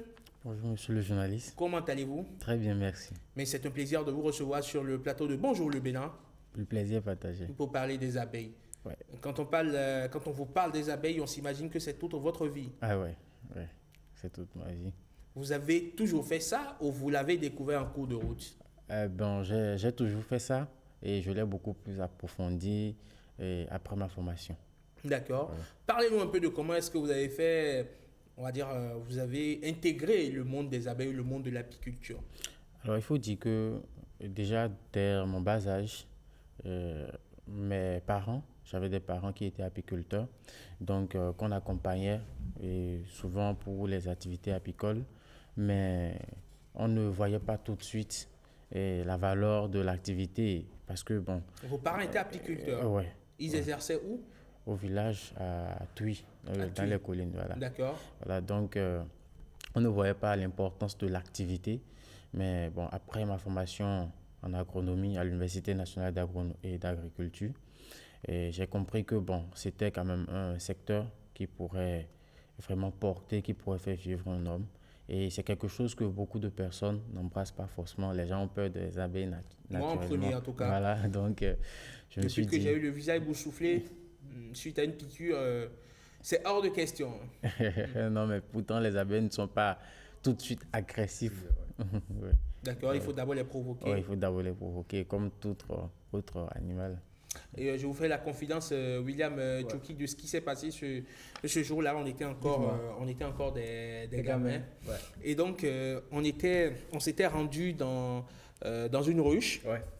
On était allé les provoquer. Qu'est-ce qu'on a fait? On a ramassé des bouts de papier, des papiers, des emballages de ciment. On a incendié pour évidemment pour chasser les abeilles, pour pouvoir récolter le miel. Et puis, quand on le faisait, on savait que lorsqu'on allait mettre le feu au dernier emballage, ça serait la catastrophe. Chacun devrait se sauver. Et donc, à la fin, on a fait 1, 2 et 3 et la vitesse a commencé. C'était un 100 mètres plat. Chacun a pris ses jambes au cou.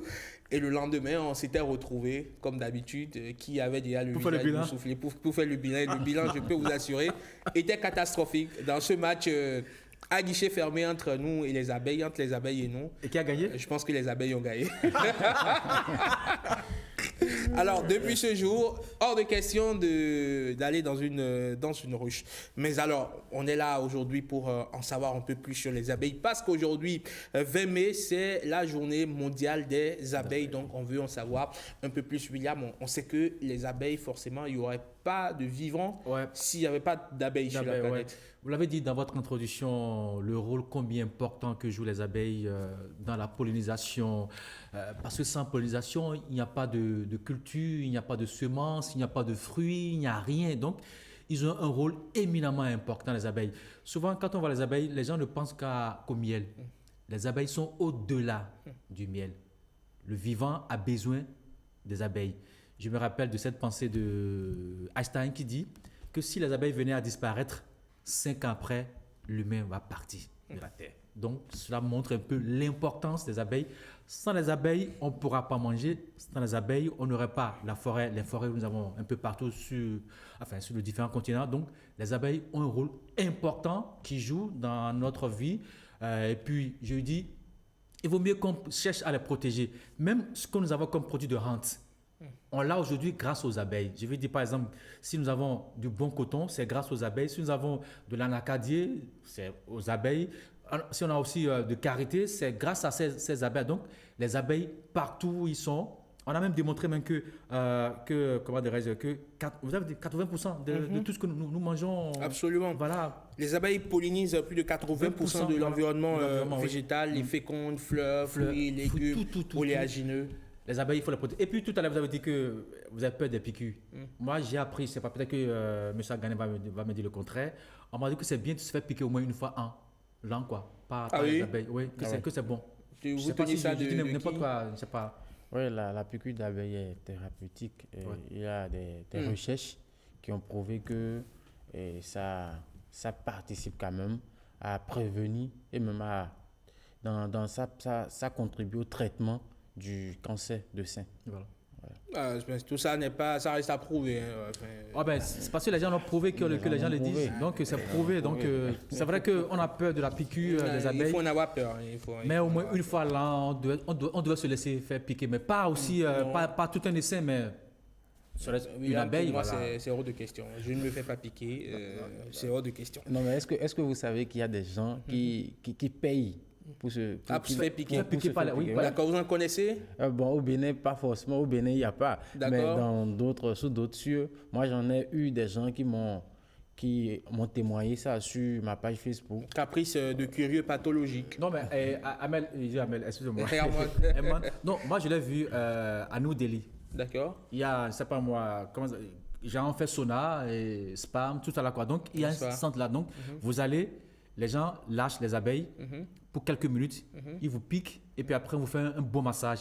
Quand vous ressortez, vous êtes requinqué. Mais je ne l'imagine pas. Je ne le ferai pas moi. En tout cas. Vous savez, en Inde, vous l'avez essayé vous? Non, je ne l'ai pas essayé moi parce que j'ai peur. Ben, évidemment, il faut en avoir peur. Oui, j'ai peur. Je ne l'ai pas essayé, mais j'ai vu au moins. Même avec la combinaison, j'ai peur. Avec la combinaison, moi j'ai le courage d'aller vers. Avec la combinaison, je me dis peut-être qu'il y aura une ouverture quelque part. Moi je me rappelle, la première fois que j'ai été piqué par les abeilles, je crois c'est à Parakou. Je crois c'était un 1er novembre où il fallait aller nettoyer les tombes. Voilà, donc vous savez là-bas il y a souvent ces essaims d'abeilles. Et puis nous on a vu une mangue perchée haut. Pendant que les gens faisaient les prières, nous, on cherchait à accueillir la mangue. Alors et puis, on ne sait pas comment ça s'est passé. Quelqu'un parmi nous a lancé une pierre, voilà, et puis voilà. C'était la débandade au cimetière le jour-là, donc tout le monde est parti. Et on a laissé la prière pour les tombes, et puis tout le monde est parti. Mais on a eu chaud en tout cas. Parce que tout le monde a été piqué par les abeilles. Enfin, vous venez de dire que ça fait du bien, non? Ça fait du bien. Là, j'étais encore petit, je ne comprenais rien. Donc voilà. Mais après, j'ai compris quand même que c'est bien de me laisser piquer par les abeilles. Très bien. Alors, monsieur Agani, on sait que les abeilles, on a commencé par le dire, elles sont reconnues pour le miel, mais elles font bien plus encore. Bien sûr.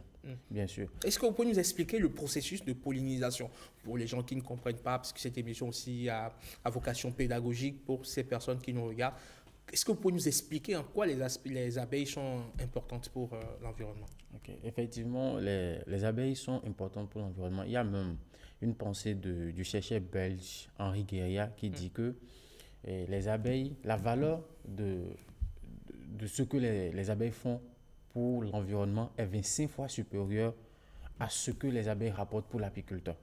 Donc nous, apiculteurs, on gagne 25 fois moins qu'en réalité ce que l'environnement gagne. Donc, la pollinisation, déjà, pour ceux qui ne comprennent pas, c'est le processus qui conduit à la fécondation chez les plantes. C'est-à-dire, les abeilles, lorsqu'ils ils se nourrissent du nectar et du pollen qui se retrouvent au niveau des fleurs des plants. Ouais. Voilà. Donc, lorsqu'ils vont à la recherche de la nourriture, ils prennent avec eux, et, bon, sans le savoir, et des grains de pollen. Donc, passant de fleur en fleur, voilà, elles arrivent quand même à déposer un grain de pollen sur le stigmate, voilà, d'une autre fleur, voilà, qui est l'organe quand même femelle. Donc, il y a le prolongement qui se poursuit jusqu'aux ovaires de la plante, donc ce qui crée la fécondation. Et c'est ça qui permet de donner les fruits. Voilà, donc tous les fruits, bon, presque tous les fruits, quand même à 80%, les fruits, les légumes, les noix, etc., que nous consommons aujourd'hui, c'est grâce aux abeilles. D'accord. Aujourd'hui, vous êtes apiculteur professionnel, c'est ça? Bien sûr. Vous ne faites que ça?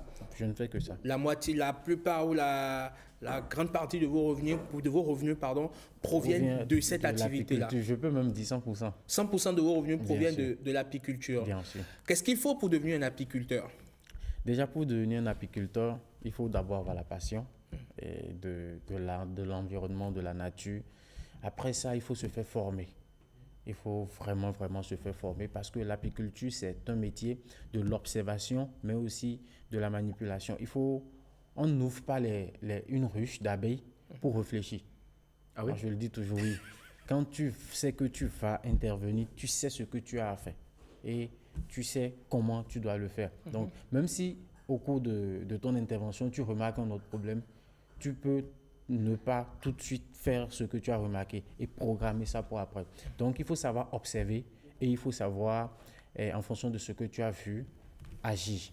Donc, c'est pourquoi la formation est très importante. Sinon, l'apiculture, ce n'est pas une activité aussi compliquée que ça. Les abeilles n'ont pas besoin que tu les nourrisses, n'ont pas besoin que tu les donnes l'eau.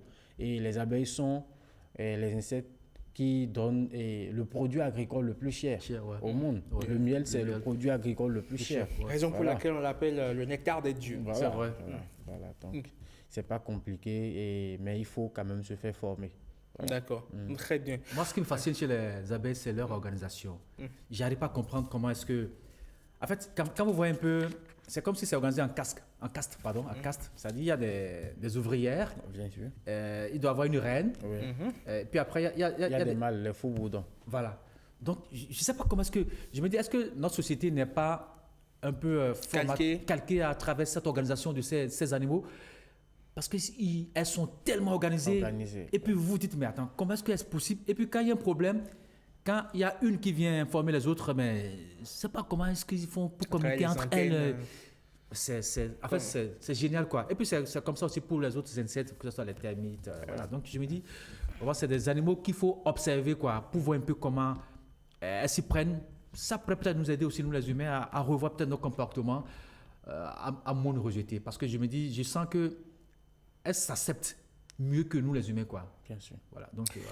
Alors, comme vous sur ce plateau, William, comme vous et moi sur ce plateau qui avons nos petites histoires avec les insectes, eh bien, forcément, les internautes aussi en ont quelques-unes. C'est pourquoi nous leur avons adressé la question du jour qu'on va découvrir tous ensemble. Avez-vous déjà eu des expériences positives ou négatives avec des abeilles? Ça nous intéresse. Partagez avec nous. Et bien sûr, ils ont pris d'assaut nos canaux digitaux. On va recevoir d'ailleurs Stanislas Oussa Limpon qui va partager avec nous les réactions des internautes en ce qui concerne leurs expériences avec les abeilles. Stan, bonjour. Bonjour Rodrigue Manamenga, bonjour à tous. Comment allez-vous? Très bien. Alors, vous avez parcouru pour nous les canaux digitaux, notamment la page Facebook de Bénin TV, SRTB aussi. Dites-nous, les internautes, est-ce que vous pouvez relayer pour nous quelques quelques expériences. Bien sûr, et sur la page Facebook de Béné TV, comme vous l'avez signalé tout à l'heure, Richard Enaïlo partage son expérience avec nous. Il déclare ceci: il m'est arrivé sur un chantier à Ouida en pleine journée. Quelqu'un voulait avoir du miel et est allé mettre le feu au bout d'un long bois pour tuer les abeilles dans une clôture vide. Venez voir, les abeilles envahirent tout le quartier ce jour-là. Personne n'ose rester dehors. Malheureusement pour nous qui étions sur le chantier en construction, j'étais sorti pour se cacher. C'est là que j'ai constaté la jeunesse de ma mère. En courant, j'ai vu le portail d'une maison ouverte. Je suis rentré pour me cacher dans leur douche, dit notre amie Mawena Olive. Nous confie ceci: je ne dirais pas que j'ai une bonne ni mauvaise expérience avec elle, mais c'était pendant la sécheresse passée que j'ai constaté quelques sujets dans mon arrière-cour. Au départ, je pensais que c'était du spirituel, comme tout bon béninois bien sûr, mais après, on m'a expliqué qu'ils venaient pour boire de l'eau, et comme ils ne font pas cadeau, selon les rumeurs, j'ai commencé par y asperger l'insecticide. Tu tues cette journée et le lendemain, il y a une autre cohorte qui se présente. Bref, je les ai toutes tuées, dit-il. Bonjour à toute l'équipe de Bonjour le Bénin, écrit notre ami Jean-Baptiste Lekossou qui affirme: je n'ai jamais eu d'expérience directe, ni positive ni négative avec des abeilles. Toutefois, je reste fasciné par leur rôle essentiel dans l'équilibre de notre écosystème, notamment en matière de pollinisation. C'est un univers que j'aimerais un jour découvrir de plus près. Merci pour cette belle initiative qui invite chacun de nous à réfléchir à sa relation avec la nature. Bien à vous, dit-il. Stanislas Stéphane Sidagbo écrit: je dirais que j'aurais surtout des histoires positives à raconter sur les abeilles. Elles sont fascinantes, ce sont de vraies travailleuses et elles jouent un rôle crucial dans la pollinisation, ce qui est vital pour la nature et notre alimentation. J'ai aussi beaucoup entendu que certaines personnes craignent les piqûres, et avec raison, parce que ça surprend. Mais en général, si on ne les dérange pas, elles restent très pacifiques, conclut notre ami Stanislas Sidagbo. Comme quoi, un Stanislas peut conclure une chronique d'un autre Stanislas. Bien sûr. Absolument. Et vous, Stan, vous avez des expériences, des anecdotes à nous raconter? Pas directement, mais il y a une autre catégorie d'abeilles. Je pense que c'est de ça que l'autre parlait, un internaute qui disait qu'il tue une aujourd'hui et demain il y a une couette qui se présente. Celle-ci est plus pacifique. J'en ai vécu étant donné que je suis d'une zone semi-lacustre, c'est fréquent là-bas, et quand vous essayez de toucher à une abeille, le lendemain vous les verrez, mais c'est moins agressif que l'autre qui est tellement agressive, parce que si vous touchez à une seule abeille de l'autre catégorie, l'expert sur le plateau pourra confirmer ou infirmer rapidement, toute la cohorte, toute la colonie vous envahit. Allez, mon cher monsieur Agani, monsieur Florentin Agani, dites-nous, pour conclure ce plateau, pourquoi de moins en moins on voit des abeilles? On a l'impression qu'elles sont de moins en moins visibles. Oui, effectivement, de nos jours, comme la forêt, bien sûr, les abeilles sont en train de disparaître. Et ceci est dû à l'effet du changement climatique que nous observons aujourd'hui. Il y a également l'utilisation beaucoup plus accrue des pesticides. C'est surtout ça.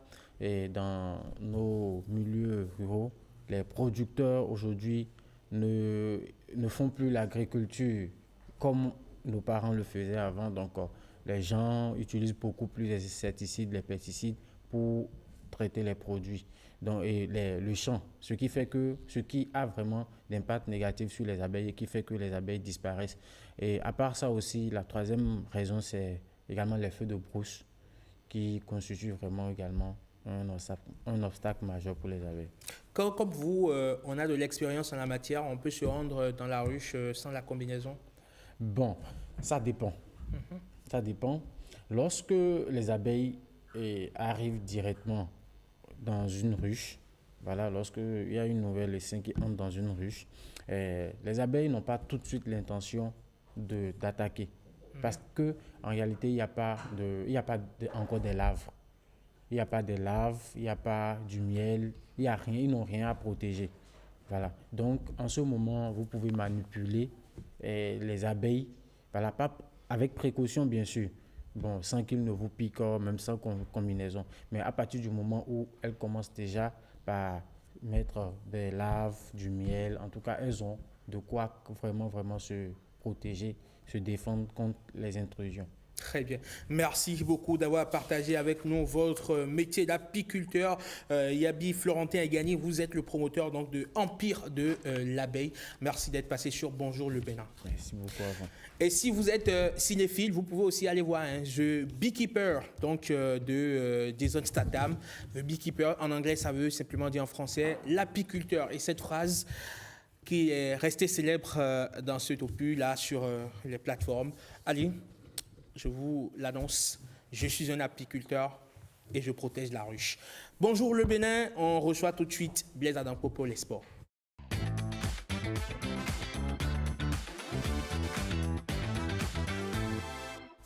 Blaise, bonjour. Bonjour Raymond, bonjour à toutes, bonjour à tous. Retour en image sur la victoire de Aïn-Envie face à Dynamique FC lors de la 17e journée du championnat national féminin de football. C'était le match du week-end sur Bénin TV, une rencontre spectaculaire qui a vu Aïn-Envie s'imposer 3-0. Je vous propose de revoir les buts de cette rencontre dans le résumé que nous propose William Bassabi. Match de 90 minutes avec ce but matinal de Boussira. Spectacle et émotion au rendez-vous du stade Omnisport de Ouidah. Tout est allé très vite dans ce choc au sommet de la 17e et avant-dernière journée du championnat national de football féminin dans la zone A. Aïn-Envie Football Club, en maillot orange, exploite la mauvaise relance de la gardienne de Dynamique Football Club en bleu azur pour ouvrir le score dès l'entame du match par Boussira Tadjoke. Tout de suite, elle a pris l'information. Très entreprenante et expérimentée, les pouliches de Taïbat Kifouli vont laisser passer l'orage de Dynamique avant de planter le deuxième but.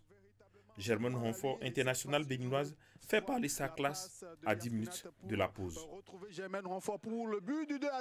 De retour sur la pelouse, Dynamique bouscule l'arrière-garde de Aïn-Envie, mais sans succès.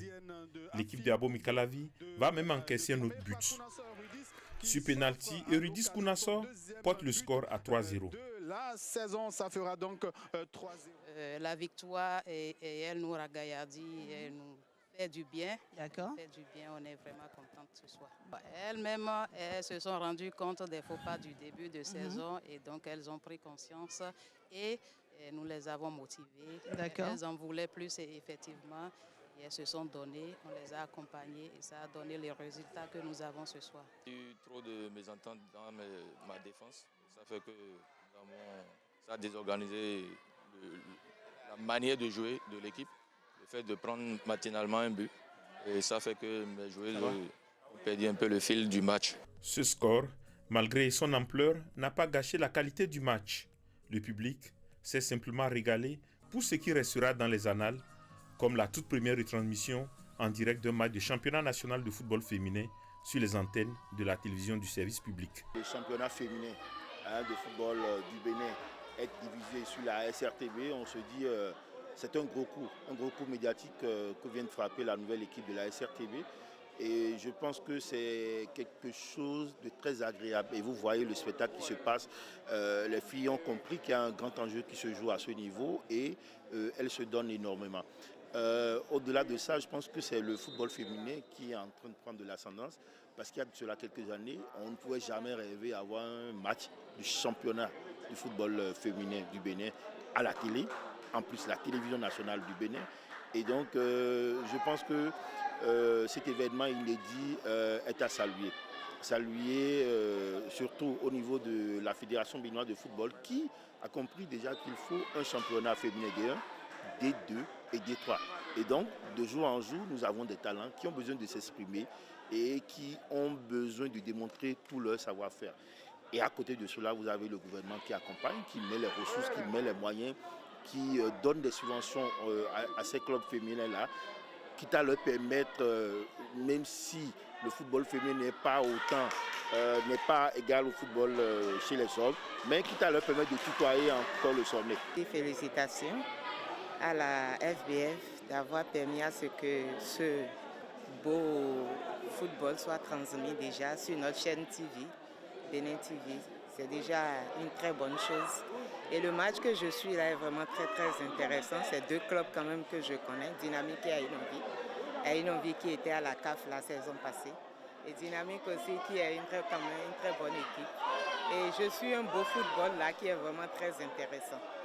Nous allons de la part féliciter la fédération qui déjà a su trouver qu'il faut un championnat pour le football féminin. Il le faut. Il ne faudrait pas qu'on commence à laisser parce que nous en avons vraiment besoin. Et notre équipe nationale, je crois que de par ce championnat, demain, on peut avoir une équipe digne du nom. Si dans cette zone-là, c'est la fin du suspense avec Sam Nelly qui termine à la première place, tout reste possible dans la zone B. L'adversaire de Sam Nelly pour le titre de champion du Bénin sera connu ce samedi lors de la dernière journée au thème du match AS Gamian Léopard Football Club à Bemberké. Et puis Blaise Adampo, on finit par de Wushu. Avec le Bénin qui était présent en Égypte pour participer au 9e championnat d'Afrique de Wushu. C'était du 1er au 6 mai dernier. Que retenir de cette participation béninoise sur le tatami du côté du Caire? Nous nous sommes rapprochés de David Ataï Guédébé pour en savoir davantage. Il est le trésorier général de la Fédération béninoise de Wushu, mais également le porte-parole de la dite fédération. Nous avons eu, je peux dire, une très bonne participation parce que nous sommes revenus au Bercail avec 17 médailles, 3 en argent, 14 en bronze. C'est vrai, on aurait pu mieux faire, on a essayé, on a tenté, mais pour le moment, c'est ce qu'on a pu récolter. Et nous promettons au peuple béninois que les jours à venir, nous ferons beaucoup mieux. Je peux vous dire que c'est une compétition qui a commencé par se préparer 2 mois avant. On a commencé précisément le 9 mars. On a commencé au campus d'Abomey-Calavi et après une période, nous nous sommes délocalisés vers le centre culturel chinois où les athlètes qui font le Taolu et le centre Dojo Land, voilà, à Akpakpa, pour les athlètes qui font le Sanda. La préparation a continué, a suivi son cours et grâce au leadership du grand maître Patrice Komera, nous avons pu décrocher aussi et participer au financement d'un stage international, c'est-à-dire on a pu avoir 10 jours avant la compétition où les experts internationaux nous attendaient au Caire. Ces experts ont récupéré l'équipe nationale, ont travaillé avec eux et avant que nous ne rentrons en plein pied dans le championnat, ce qui fait que nous avons eu autant de médailles, je peux le dire comme ça. Sur le plan international, nous avons les championnats du monde que le Brésil abrite du 31 août au 6 septembre 2025. Nous allons commencer déjà la préparation parce que le championnat du monde, ce n'est pas un jeu d'enfant. Il faut que nous soyons aguerris, il faut que nous soyons dans les dispositions nécessaires pour affronter toutes sortes d'adversaires possibles. Et ça, c'est sur le plan international. Mais sur le plan local, nous avons 2 championnats. Il y aura le championnat national sous peu et puis la Coupe de l'excellence, sans compter les autres compétitions interdépartementales que nous sommes en train de projeter, toujours pour la détection de nouvelles valeurs, de nouveaux talents pour représenter valablement le Bénin. Et ce sera tout bien pour la page des sports de ce mardi 20 mai. Exactement. À demain. Demain. Juste après vous, on retrouve Marcel Rossi. On vous l'a annoncé. Il sera là pour 8h55 pour la revue de presse, 5 minutes pour faire le tour d'horizon de l'actualité vue par les journaux.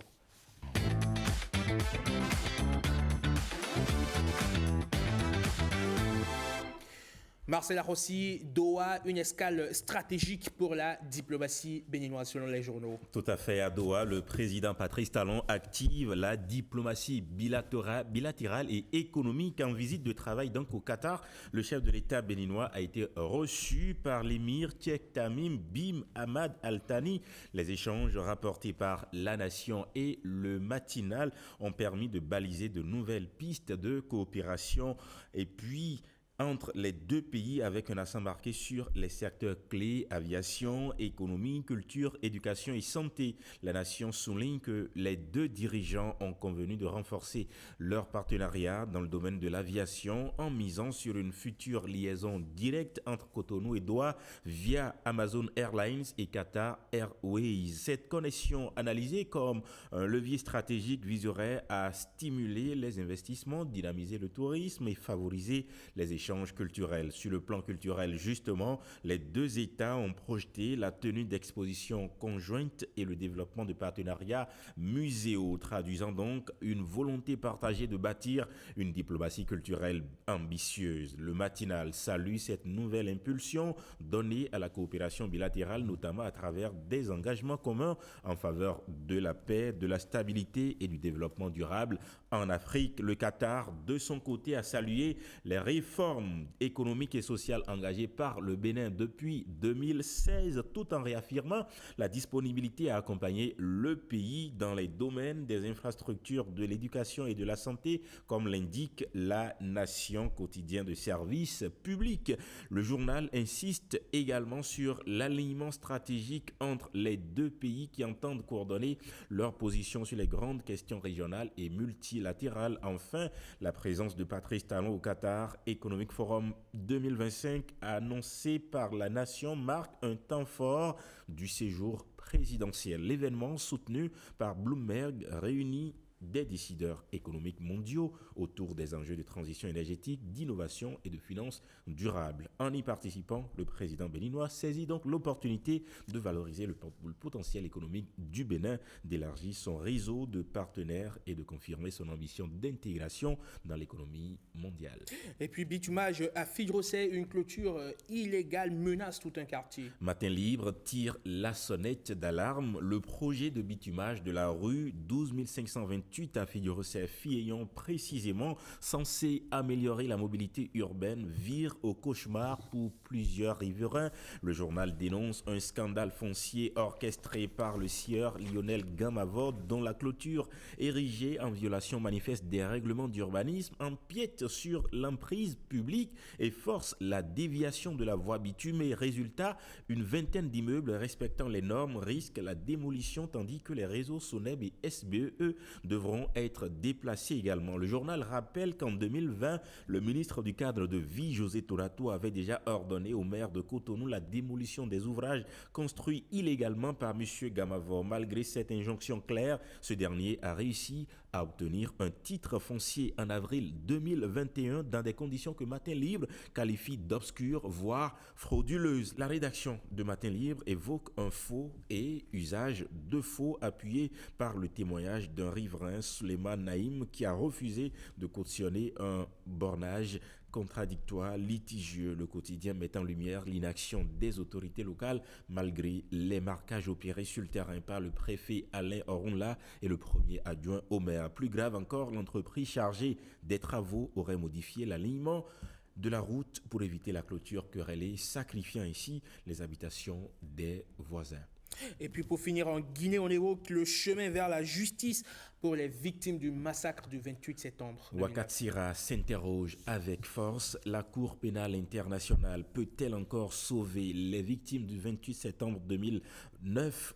En Guinée, le média burkinabé dénonce un processus judiciaire entaché d'arrangements politiques après la grâce présidentielle accordée au capitaine Moussa Dadis Camara, condamné à 20 ans de prison pour crimes contre l'humanité. Une libération pour raison de santé qui, selon Wakatsira, sans le favoritisme entre frères d'âme, d'autant plus que l'appel du jugement est toujours en cours. Le site d'information fustige également une réparation financière sélective sur 500 parties civiles. Seules 334 victimes ont été retenues pour bénéficier d'une indemnisation publique, un tri sévèrement critiqué par l'Organisation guinéenne des droits humains. Résultat, des familles endeuillées qui peinent à faire leur deuil, des femmes violées, privées de soins et d'espoir, et une société guinéenne toujours en quête d'équité. Alors que la CPI dépêche actuellement une mission à Conakry, Wakatsira appelle les autorités à coopérer pleinement avec La Haye, le média rappelle que la CPI dispose, en vertu d'un accord signé